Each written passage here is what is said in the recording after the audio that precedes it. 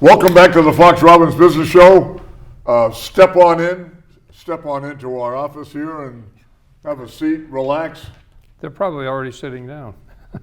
You think so? I hope so. All right. Well, yeah, but no channel changes. No, none of Stick that. to this show. This is. You're committed. You're committed. Like I am. I should be. The Fox Robbins Business Show. This is all of. Oh, you wouldn't know this, but it's all about entrepreneurship and small business affairs. Everything, just everything you could possibly think of, and then some.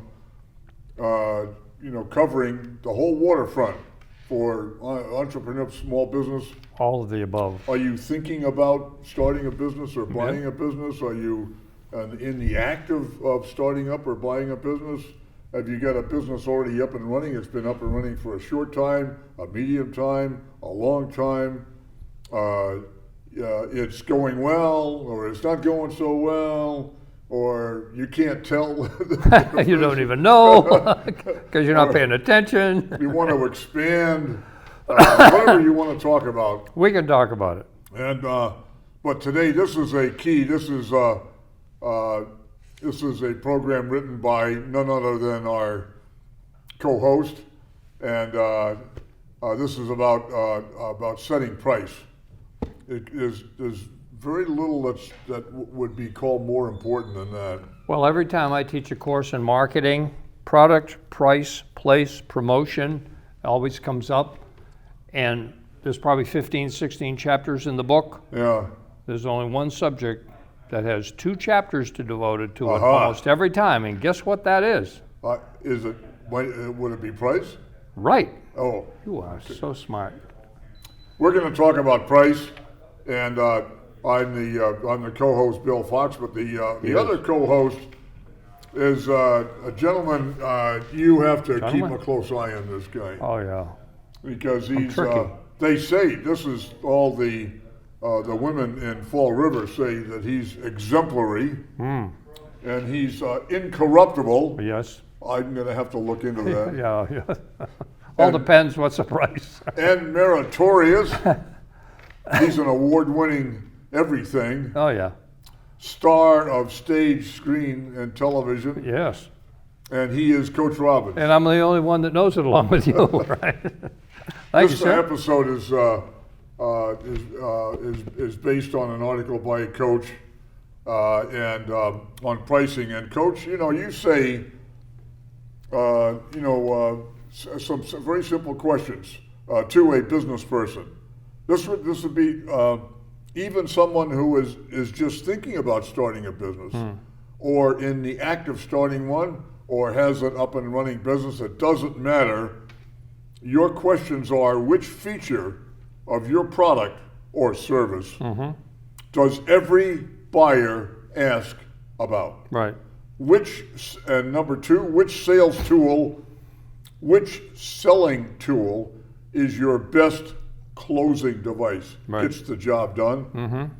You also ask which feature immediately differentiates you from your competitors. We talk about that constantly, don't we? We're talking about something. Why are you different? Here. Why should somebody give you their money versus somebody else? And finally, you say which feature of your product is the quickest one to change. Yeah. And of course, the answer, Coach, is price. You guessed it, folks. Price. That's the one that's going to make or break your company too. But you also say, of all the people you have counseled or spoken to in a group, or all the stuff that you do, you say 4,000 or 5,000. You say it's surprising how little time businesses spend on a pricing plan. Having a plan of attack instead of a gut, right out of your left pocket. Yeah. You say that pricing is a key marketing variable, and pricing is a key positioning tool. Is all of that correct? Absolutely. I wouldn't have written it. No, I mean, price. People pay a price to get a product, and your price has to take into account several things, not the least of which is what will the market bear? What's the market used to paying? And what are your costs? We've talked about this before, all of the costs that you incur in getting that product or service to the customer. And a lot of attention has to be paid to pricing structures, because that's how businesses survive. Charge too little and you're not going to make any money and you're going out of business. Charge too much, in other words, charge more than people can get the same value at another competitor, a competitor, and you're still going to go out of business. So somewhere between too much and too little, which is really what you've got to try to determine, what is the right pricing for my product or service. It's a huge decision you have to make in your company. Even if there's already a printed price list, like I was in the distribution business, there was a manufactured suggested retail price, but that doesn't mean, that might be a starting point, but that doesn't mean that's the price you're always going to charge. You got to pay attention to pricing. Pricing's a critical issue. Okay. And you give an example, an everyday, simple, everyday example. Yeah. You call it the tale of two cereals. Yeah, right, yeah. That's a little play on cereal Alex. TV. That's Yeah. eating breakfast. Yeah, Mikey. But cereal product number one on your list. Right. Well known.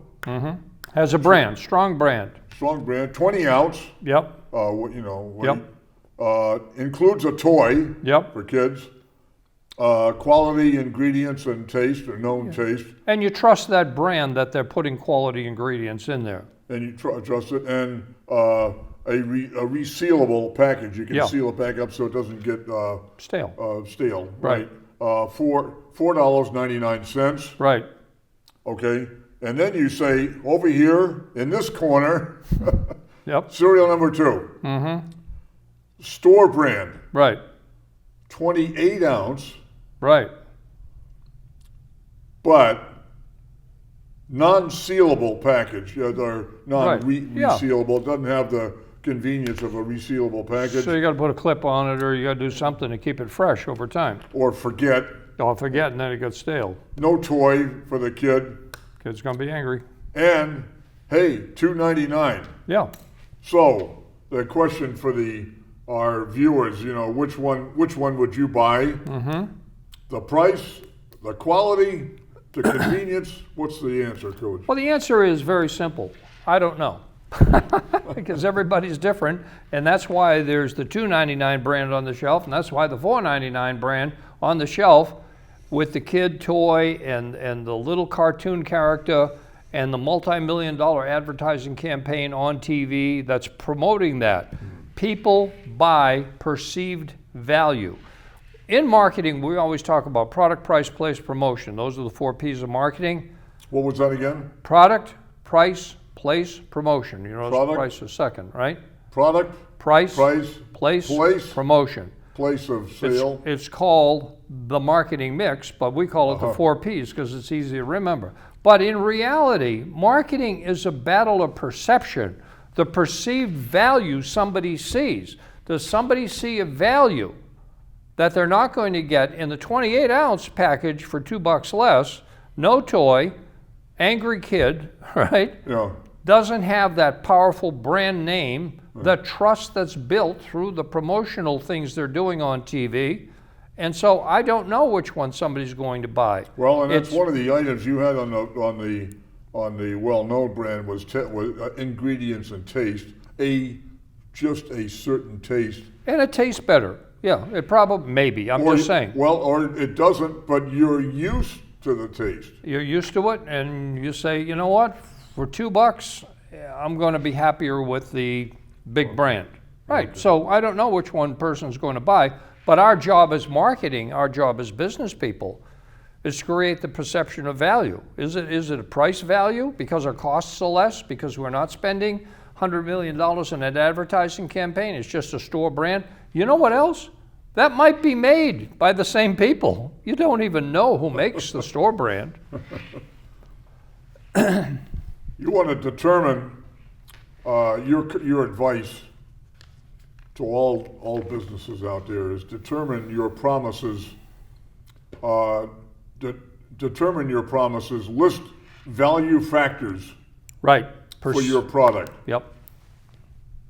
List the value factors for your product. That's what I'm talking about, perceived value. Yeah. I mean, there's a Toyota Corolla, which is a great car. There's a Toyota Avalon, which is an even better car, but it costs probably twice as much money. But you see more value in it. You get leather seats and a better stereo. And then, of course, if you really perceive value and want to spend a lot of money, you can go all the way up to a Lexus.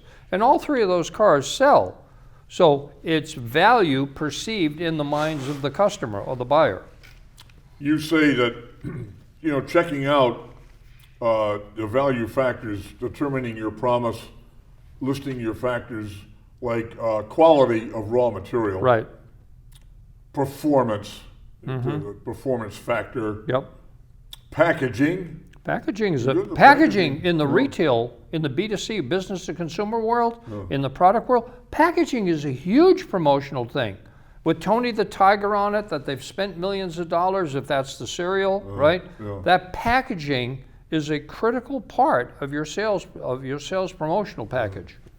Packaging, on-time delivery. Yep. And after-sale service. Right. If that's, If that's pertinent, involved. yeah, those are the things that people will look at and consider that, I buy this. I mean, to go back to a Toyota, I use Toyota for my business car because it's so reliable. And the service I get from the Toyota dealership is fantastic. So I stay with Toyota. I'm very happy with it, but I don't want to burn up a Lexus every 3 years either with all my traveling, And also determining your promises.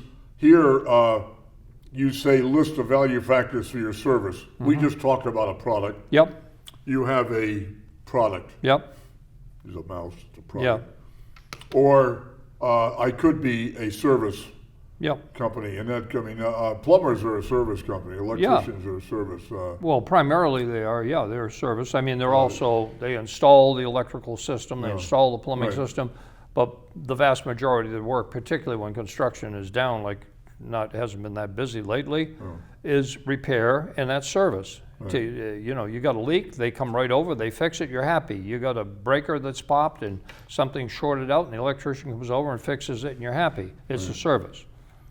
And so we're going to check out, you're going to follow your advice, and we're going to also check out our value factors for a service Absolutely. or orientation, which is the experience factor, Yep, bottom line impact. yep, You're going to explain that to us. Appearance of the provider, the turnaround time, and meeting deadlines. yep. What's your thinking here? Well, in a word, trust. In one word, trust. If I pick up the phone and I call the guy that I'm used to calling when I have a plumbing problem, and he shows up, within 2 hours because it's critical, or he says, I'm busy today, can I come tomorrow? And I say, yeah, it's okay. I've turned something off, it's leaking, but it's not a danger right now. Yeah. And he comes the next morning, 8 o'clock, he's right on time, but I trust the guy. So in a word, all of those things revolve around. In service, trust is kind of the capstone word for all of it. All right. And now the consequences of all of this, after checking all of this out, your value factors for products and services, there are consequences. Do you promise value but fall short on delivery? Mm-hmm. Your price will be challenged. Yep. Like challenged, that's a polite word for customer complaints, And- delayed payments or no payments. All kinds of ugly stuff can happen. A customer defect, And the that's- customer will defect and go over to product B and so forth. So The worst part of a customer defection is, on average, they're going to tell 9 other people that you stink. Oh yeah. it spreads. On the good side, people will say, gee, you got a plumbing problem, call this guy, I'm very good with him, on occasion. But when they're angry, they want to get even with you, and they're going to tell, research says, who knows, 9, 7, 8, 9 people that, oh, I don't use him. He didn't come on time, or he overcharged me, or whatever. And in today's world of perfect information, or certainly we're approaching it, you know, I was going to say it's even reviewed. worse these days, because it's very easy for a disappointed buyer to spread the word with the internet. Absolutely. Rate them on Yelp, rate them on all kinds of websites, and you know, all of a sudden your reputation is being damaged because you are not living up to. We always talk about under-promising and over-deliver. You know, you don't want to promise more than you can give, certainly, because that's the kiss of death. Yeah, but it's tricky to under-promise and over-deliver, because it kind of slows your sales down. People think that I'm not promising enough to the customer, but whatever it is, you want to delight the customer. That's what you want to do. And guess what? When a customer is delighted, they're not that antsy about price. Price becomes a secondary issue. So you're going to move on now and explore your pricing method. Yep. That's your next piece of advice. Yep. Small businesses, this is your experience. This is coming out of years of experience with small business. Yeah, 18 years of 3,500 small businesses later. Of drudgery, like climbing up a rocky hill. Most small businesses use only one simplistic method to calculate price. Right. And your advice is change this immediately. Yep. Choose carefully from the following alternatives, and we're going to go into a couple of them. So you explore. You said small business only use one simplistic method. What are you talking about there? Well, like I say, if you're in a retail business and then here's the retail price and that's what we sell it for, that's too simplistic. What is your competition selling it for? Is it an equivalent product? Here we live in an age of, like I said, near perfect information. What's going on in the marketplace is what we're talking about here. Pricing is not a simple subject. It's not that simple to say, well, I was in a distribution business. Copper, for instance, fluctuated back then. I don't know what it's doing now, probably just as bad. It would fluctuate up and down, and you had to understand, well, what's in my stock and what did I pay for that? Right. And did the market go up? And maybe I can raise my price a little bit and continue to sell it. Or if the market drops and I'm stuck with expensive copper, which is a problem, I'm not going to be able to sell it if somebody else is selling at a lower price. That's a commodity item. Right. So commodities fluctuate like crazy. You got to keep an eye on your costs. So we're going to go. We've got some alternatives that you provide. Yep. Are ways of looking at the pricing. What you call method number one. Method number one: cost, profit, price. Yep. Where you say you start with total cost. Total cost. Everything. That's direct and indirect. But you got to explain that. I mean, are there business persons who don't know what that is or what you're talking about? Well, an indirect or a variable cost or cost of goods sold would be if I sell these pins for $2 a piece and I pay $1 a piece, right? Mm-hmm. And I sell 100 this month. My cost this month was $100. Mm-hmm. I sold 100. It cost me $1. Cost of goods sold that month, because it varies. Mm-hmm. I could sell 200 next month, and then my cost of goods varies to 200 next month. Mm-hmm. But one thing doesn't change, which is not variable. It's a fixed cost. For instance, rent. So I'm paying $1,000 a month. Whether I sell 100 or 200, doesn't matter. So there's two types of cost to a business. There's a variable cost, and there's a non-variable, if you will, cost, a fixed cost, also known as overhead. Right. And you got to take into account all of these things. Go back to that direct, the cost of goods. That's direct. Yep. That's cost of goods, COGS, cost of goods sold. That's variable. That's the cost. That's what it costs you to have the product ready for sale. Exactly. All in. Labor, freight, time, material. Overhead. Right. Yeah. Or if it's as simple as buying and selling pens, what'd the pen cost me? Yeah. I simplified the example. But it can get very complex in a manufacturing business. But indirect But those costs that don't go away every month, that you have to pay. You got salaries of your people. The people, they expect to be paid every Friday. You said the rent. Thank you very much. Yep. A rent, or if you insurance, phone, utilities. Lights, You got to keep the lights Heat, on. Yep. And they're heat, AC, and they're fixed every month. Office supplies. Yeah. Office supplies. Yeah, those are costs. Yep. Whatever. So direct and indirect costs. Right. Exactly. Fixed and variable. Variable costs. Fixed and variable. Fixed is you got to pay every month, no matter whether even if you don't sell a dime, you got to pay. You can close the store for the month of January, and you won't have any variable costs, but you're going to have all those fixed costs more than likely. The landlord still wants the rent, or the bank still wants its principal and interest on the mortgage. And method number 1 continued. Let's say at total cost, direct and indirect, combined total cost $10,000. Yep. Right. Unit sales 2,000 T-shirts in this case. Right. You pick T-shirts. Yeah. Okay. Say and then the break even would be what?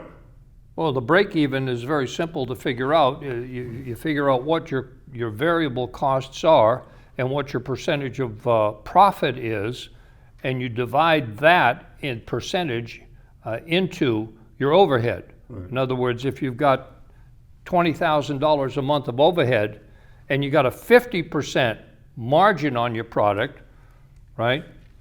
Which is what we had here, by the way. Let's talk about this for a second, because people say, if I buy this for $1 and sell it for $2, I have 100% markup. Do not look at it that way. If I sell this for $2 and it costs me $1, I have a 50% gross profit. I made $1 of the 2 as pure profit, right?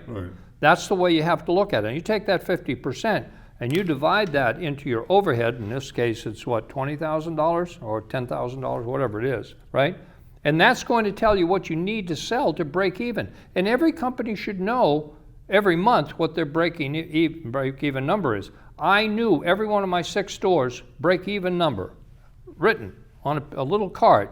I knew my Fall River store broke even at $167,000 a month. And so at the end of the month, when my manager called me and said, hey, we did $196,000 or $228,000, I felt pretty good. I figured, hey, we probably made money. And when I got the financial statement on my desk on the 10th of the month following, then I could see clearly how it broke down, and I suspected, I made money in that store every month. Okay. And when I had a store that I knew, for instance, was not making money, I warned them. I said, I'm going to close this store. It's got to turn around. I'm not in business to lose money. And therefore, if you don't hit this number or better, the end of the year, I'm shutting the store down. You know what I did? I shut it down.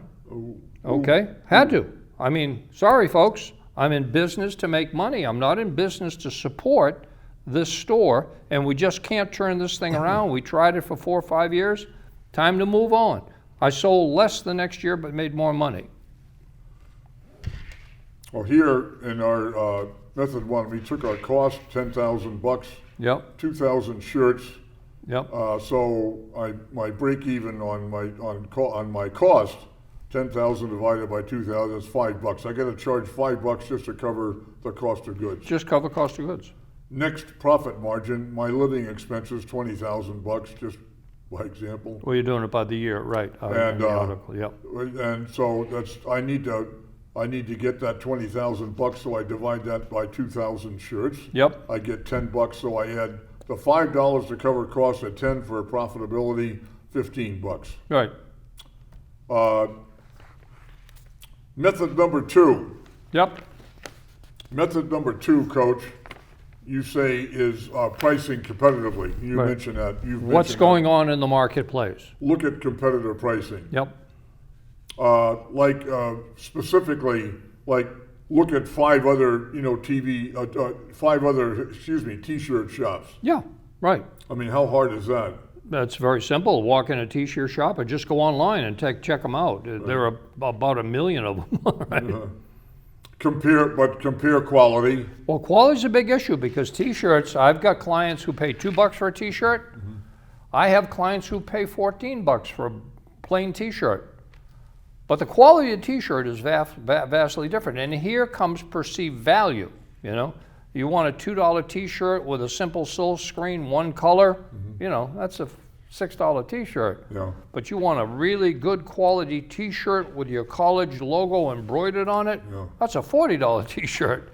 So again, what am I getting for the money? Compare quality. Compare quality is a critical issue. Compare pricing. And compare pricing. Compare variety of choice. Absolutely. Because choice can be expensive for a manufacturer to carry that much inventory, but if you want what you want when you want it, you're going to pay a little bit more money and you're glad to do it. And compare service. Service is always a critical issue, and who's giving good service, particularly when things go wrong. Mm-hmm. I think one of the key things for Amazon is their service. It really is good, and I don't work for Amazon. All I know is for the first time I bought something that wasn't what it said it was supposed to be, and I took it, it's not Amazon, and I said, I want to return this thing. They sent me a little picture of that QR code, is that what they call it? And I took the picture. The Chinese scrambled eggs. Yeah, the Chinese scrambled eggs. They said, take that into a UPS store and bring the product. And I said, do we need to package it? No. Just take it, because I had unpackaged it, obviously, thrown the box away. Right. I walk into the UPS store. They take a picture of the QR code. They take the package from me. They say, thank you, Mr. Robbins, you're all set. Just that simple. Didn't have to postage, didn't have to put it in a bag or a box, just took it back to UPS store and they took care of it. Amazon, one of Amazon's key to success is simplicity of returning. So good customer service. I love it. Folks, we're going to do two back-to-back episodes on this pricing issue because it's very critical. Huge. And there's a lot of details that we have to cover, so we're going to do two episodes. This is episode number 1, so all of our shows are uploaded to YouTube for convenience. You can pick and choose the shows from the Fox Robbins library and watch whatever is current for you or of interest. And this one you can watch episode number 1. There will be a back-to-back episode number 2 on pricing. Mm-hmm. And I told you there were 2 chapters. And we will see you guys next time in chapter 2.